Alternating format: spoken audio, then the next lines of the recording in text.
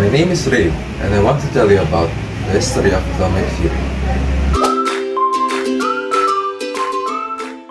These days, most people are somewhat aware of what an atom is, and accept that they make up the things around us.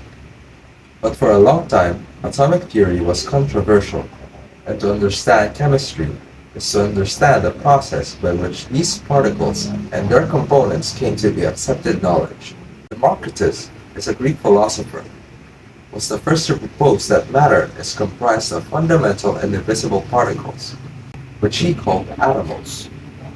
Though this marks the first time matter was viewed in this way, it was more of a philosophy than real science, and no supporting evidence for a long time, until John Dalton came along and provided the first empirical evidence that atoms exist. He proposed that compound consists of different types of atoms in whole number ratios, and that chemical reactions involve the rearrangement of those atoms to give new combinations. This idea explained certain observations. For example, when a sample of water was split into hydrogen and oxygen, there was always 1/9 hydrogen and 8/9 oxygen by mass. With the atomic theory, this makes perfect sense if we understand that water is made up of tiny identical water molecules that all have the exact same number of hydrogen and oxygen atoms. Then no matter how much water there is, it will always have the same ratio of hydrogen to oxygen by number of atoms, and therefore also by mass. It also explained the way certain elements combine to form different compounds. If carbon reacts completely with either a certain mass of oxygen or precisely double the mass of oxygen, that probably means every single carbon atom is bonding either exactly one or either exactly two oxygen atoms. This was the first solid evidence that atoms exist. However, we soon discovered that Dalton's atoms were not that fundamental, indivisible unit of matter that Democritus envisioned. J.G. Thomson showed that an atom must consist of smaller particles when he discovered the electron. In his cathode ray experiment, particles ejected from a neutral material were shown to have a negative electrical charge since they were attracted to a positively charged metal plate. This means atoms must have within them positively charged and negatively charged particles. But he did not know they were distributed, so he proposed his plum pudding model. Just a bit later, Ernest Rutherford took it further with his gold foil experiment. He fired positively charged alpha particles, which are very tiny, at a thin foil of gold.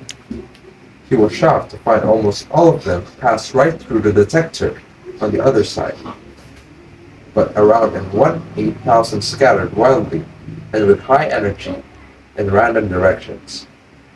He himself said that it was as slow as you fired a shotgun at a piece of tissue paper and the shell bounced back and hit you. This suggested that the positive charges in the atom are highly condensed in the center of the atom, which was given the name nucleus, and that the negatively charged electrons were far away, making the atom 99.95% empty space. That's why alpha particles typically pass right through, but if they are just perfectly aligned to strike the nucleus, the huge repulsion between the positive charges make them fly violently in random directions. Moving on to atomic structure, matter is anything that has mass and takes up space. Examples include stars in a planet, a dog, and a rubber ducky. Most of matter in the universe is made up of atoms. A substance that is made up of only one kind of an atom is called an element. You can find all the elements in the periodic table of elements. Each atom is also made up of smaller particles known as subatomic particles. In the nucleus or the middle of an atom are two subatomic particles called a proton and a neutron.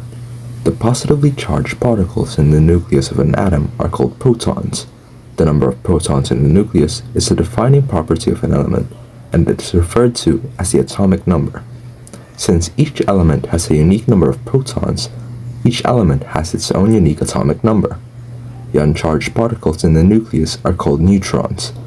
Orbiting the nucleus of an atom is a cloud of negatively charged particles called electrons.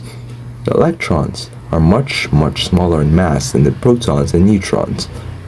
The mass of an atom is based on the sum of the atom mass of the protons and neutrons.